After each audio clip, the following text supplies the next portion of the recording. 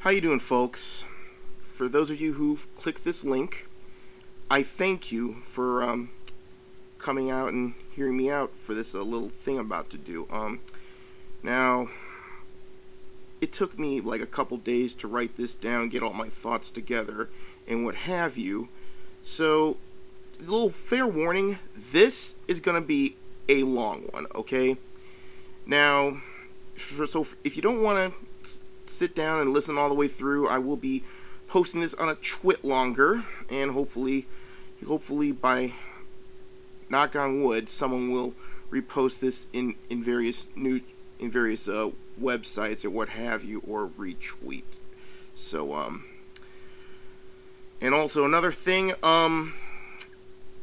you have to pardon my voice here because at the time of this recording, well, I've been hacking it up for the last week, so it's starting to calm down a bit, but my voice sounds hoarse and I'm hacking up a lung every now and then. Well, that's why. So, without further ado, I want to get down to it.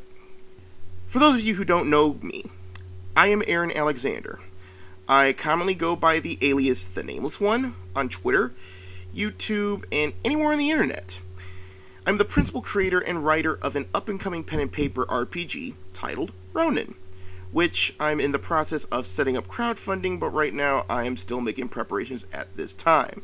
And if you wish for details, my Twitter has a link to the website. Unfortunately, it hasn't been updated due to me promoting it and struggling to get audio content onto the site, but I assure you that is a temporary setback. Also, I have been afflicted with Asperger's, and due to that, I rarely am social, and I only really speak to anyone who I deal with professionally. In short, my social life is minimal at best, and I do lead a very private life. I've followed Gamergate since its inception, following the so-called Five Guys saga. And as a little side note, Five Guys has some good fucking burgers. I highly recommend you try one, if you haven't already. Now, I have been moderately vocal about Gamergate, and if you haven't already known, I support the movement, and most of its aspects, such as demanding ethics in gaming journalism, a return to a more gamer-friendly atmosphere to the greater gaming community, and those who promote a toxic, insane, and mostly despotic political agenda to simply back off and leave us alone. Now, to understand where I come from, and why I believe the way I do about the gaming industry in general, we have to go back around 4 years ago when I received my bachelor's in visual communications. At the time, I was eager to finding a way into the industry any way I could. I've always been a very ambitious person, and it's one of the things that keeps me going to this day. However, when I decided to attend an IGDA meetup not too long after I graduated, I thought I was going to meet people who were, like myself, and wishes to make use of their limitless potential and push the gaming industry to the next level, as most have done since the 80s.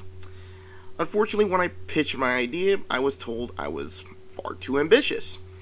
Now, granted, I tried to start as basic as possible, but most of those that were in attendance, I would say they were too focused on mediocrity. And of course, there are a few exceptions, and wherever they are, I wish them the best. Now, this is where I first realized that there's something abhorrently wrong with the industry, but at the time, I really couldn't put my finger on it. But I did feel kind of a painful dread that it's not this innovation and creative-friendly atmosphere that I thought it would be. In my efforts to keep my ambitions alive, I divert to those that I have associated with during my college years. Some have lent me support however they could, and to this day, I'm still grateful to these people. But there have been others that decided that I was some sort of a burden and cut all contact from me. To this day, it still hurts me. I have not forgotten, and quite frankly, I haven't forgiven either.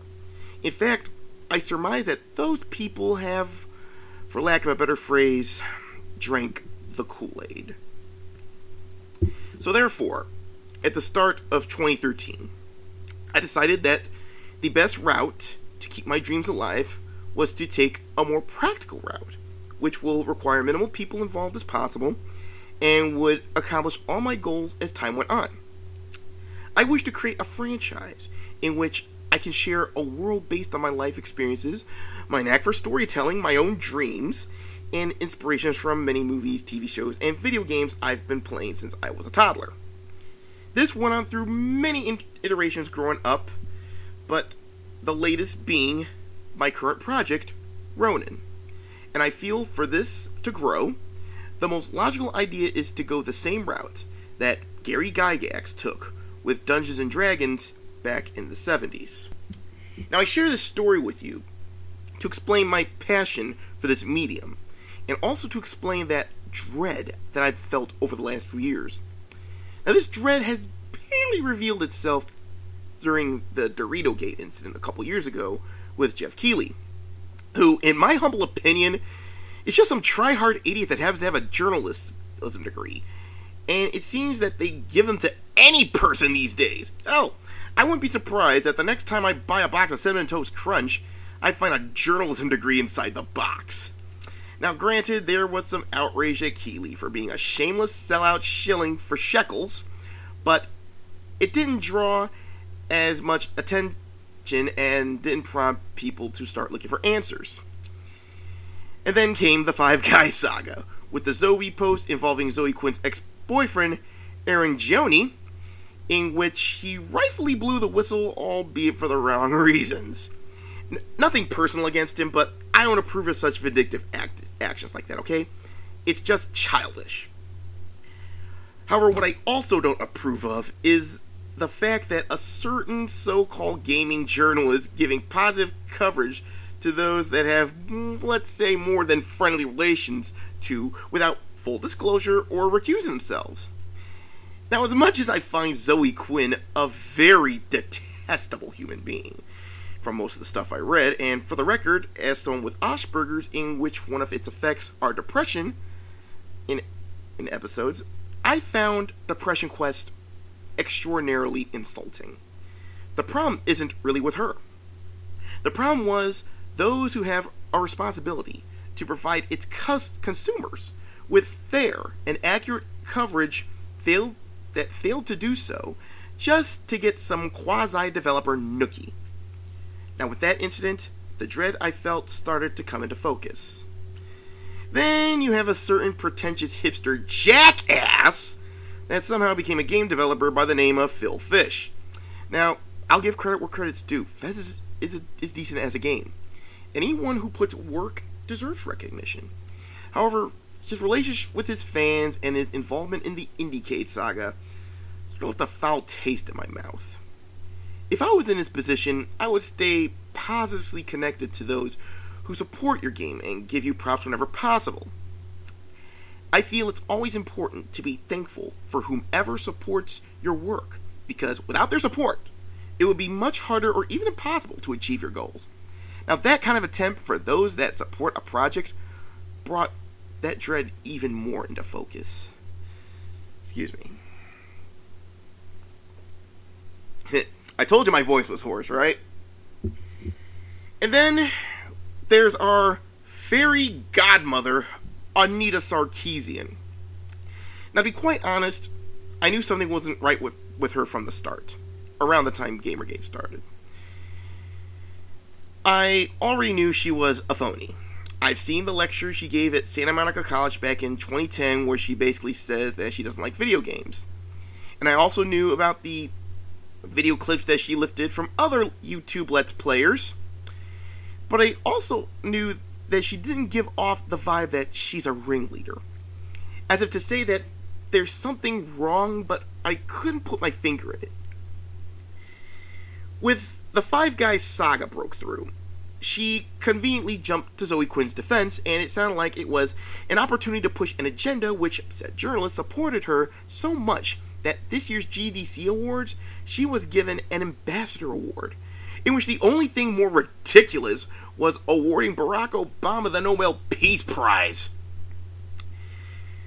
Sarkeesian, through her scripted tactics of a certain person in which whom I will be talking about later, somehow, as Razorfist elegantly put it, jeté over to a debate that you are winning, in which case gross journalistic misconduct became all about the patriarchy, and all these lame-ass hipster lemmings at Gama Sutra, Kotaku, Rock Paper Shotgun, Polygon, NeoGAF, and a few others decided to declare that gamers are over. Gamers are dead. That's when I felt the dread finally reveal itself clearly. The gaming industry that I wish to be part of, and we all loved growing up, is in the process of being hijacked by the same ilk that did the same thing with the movie, music, and even comic industry. And people like myself need not apply. Think of it like this. It's like in high school. You decide to go to a kegger and get to know your classmates. Be it if you're an incoming freshman or someone moved into the area. You get there all happy as hell, an opportunity to make friends and even find yourself a cute girlfriend.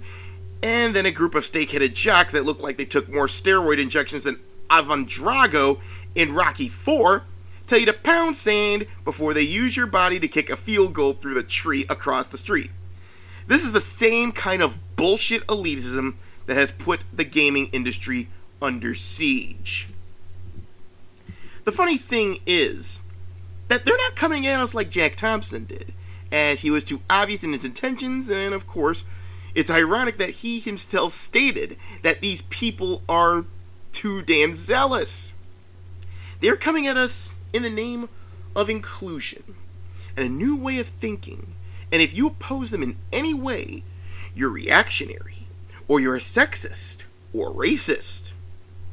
They call you an autistic misogynist, a cisgendered neckbeard, or they even play the white privilege or male privilege card. And by the way, for the record, I am biracial, half white, half black. In fact, there's a video made by some foolish hipster strumming on his ukulele saying that we are not Jack Thompson, trying to convince us, the unwashed masses, that they're not out to censor or take away our games. You can find that on YouTube by doing a simple search, or if you're on YouTube, I will have a link in the sidebar. But, of course, they did so, as I'll explain shortly. But the point is, they come to us saying that we need to be more in line with the mainstream, or provide a safe space. But most of us know what their real intentions are, do we? Just look how most movies, music, and comics have fallen in quality, and some pushing a conformist and hyper-sensitive agenda. But the point is, that in their eyes, people who have been fans of gaming as early as their toddler years need to be converted to their ways or ostracize them by any means necessary. Now, I can't abide by that future. It is opposite of what got me into the gaming culture in the first place, an escape from the harsh reality of life and a place that will inspire your creativity. Then, I discovered a response to that cancer that is infecting the industry, and its name was Gamergate.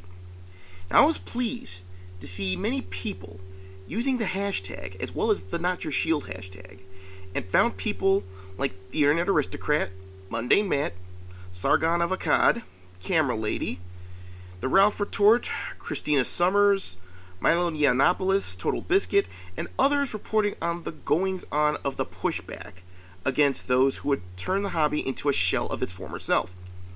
Also, I've been honored by various followers who have done so in solidarity, but I would also have them take a look at Ronin as well. Hey, don't get me wrong, I'm a bit of an opportunist too, but if they wish to support my project, great. If not, then no drama. I won't think any less of them. Now, among these followers are some people who I am familiar with, and some that didn't seem too likely to follow me, but did anyway. I was very thrilled when Lord Cat of Until We Win fame followed me as I was watching his content during his That Guy with the Glasses days, back when it was actually decent, and now recently he pretty much bashed it whenever he can. And he had a nasty when he had a nasty falling out. I didn't hear much from him, but I'm happy he's able to lend his support and still active, and I'm very thankful for that. I also have to mention a certain follower that's been that of an up-and-coming porn star by the name of Mercedes Carrera. It seems she's actually just isn't some random hot minx with an insatiable sex drive like I would perceive others in porn are. I mean, don't get me wrong. I'm sure there are others like her. But she's revealed to us that she's extremely intelligent, well-versed, has an engineering background, has Asperger's like I do, and genuinely cares about the concept of free speech and free expression. And I'll admit, I don't see many of those types here in Chicago, especially one who is stunning.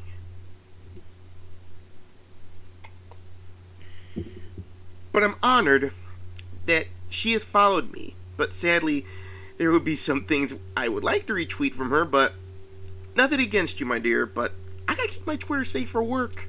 No hard feelings. Of course, there are many more people that I've gotten to know through the Gamergate saga, but I would be getting off track as I tend to ramble on.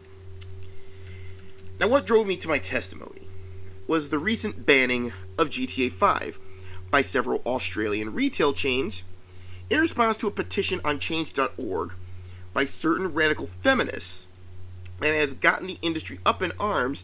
And the worst part of this, that most of the anti-Gamergate side that probably just a few years ago celebrated when Jack Thompson was disbarred for his moral crusade against the GTA series, has celebrated this ban as a sign that this is the new normal and how it would be beneficial to the industry as a whole.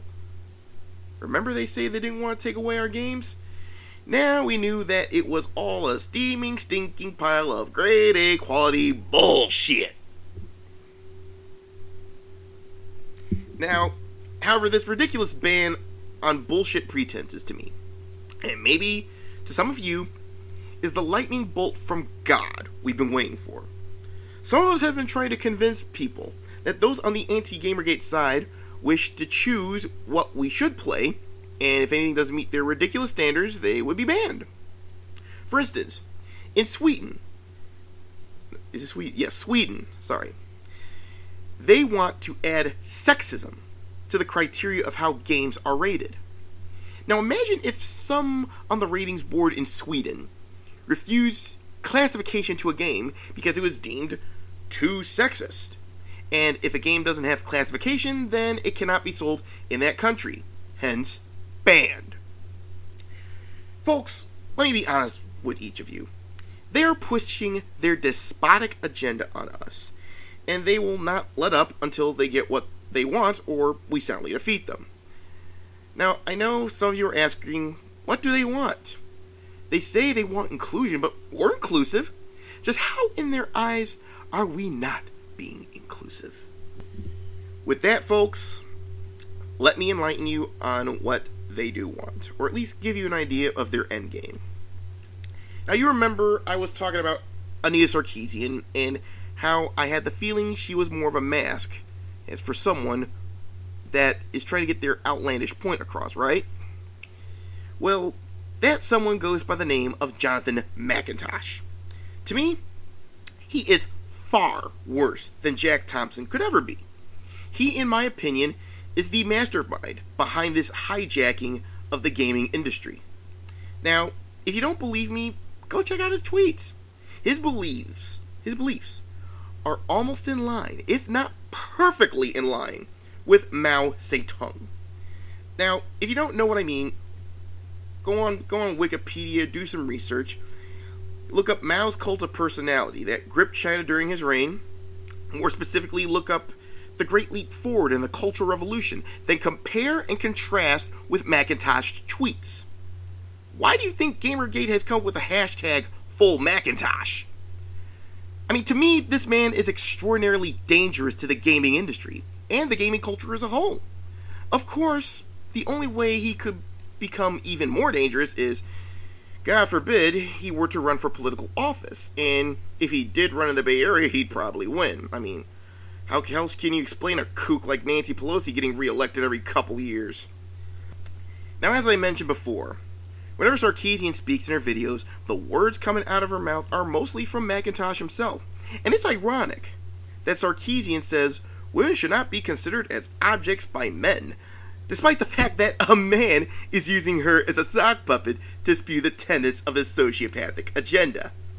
What's even more unnerving is his recent tweets about the GTA 5 ban. One of these tweets state that, reminder that to anyone outside the gaming world, GTA is seen for the repugnant, misogynistic garbage that it is. But for gamers, that is normal. Now, these are the people that say we like video games and want to make it better? Really? He shows that he had infinite contempt for gamers from the get-go, and would like us and our culture to assimilate to his crazy ideology like he's the goddamn Borg. And of course we have another tweet where he wants to educate us unwashed masses on what the concept of banning is. He states that GTA 5 has not been banned. The mass media is doing us all a disservice by inaccurately using that word in their sensationalist headlines. Really, McIntosh? Seriously, are you off your meds? What would you call it then? A factory recall? Jesus, what? But you should all get my drift at this point. Now, to be quite honest, folks, I hope Jonathan McIntosh either hears about this on SoundCloud or on YouTube, or reads about it on my Twit longer, or even if Milo Yiannopoulos, Ralph Retort, or even Tech Raptor reports on this and he reads it. Not saying that either of them would put in an article or what have you. Of course, one can hope.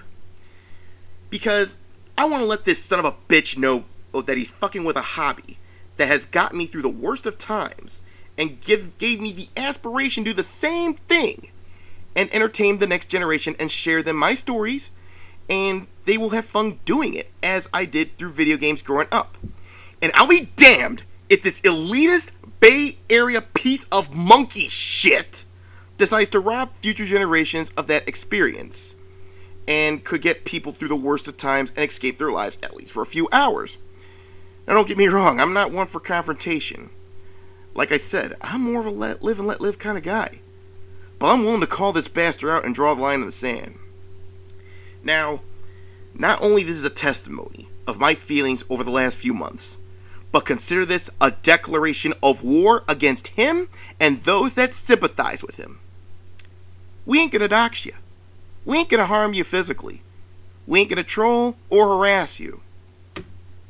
But know this. We will defeat you. We will do that with a weapon that's far more potent than anything in the world. The truth. We will out you and your ilk as the despotic sociopaths that you truly are. At the end of the day,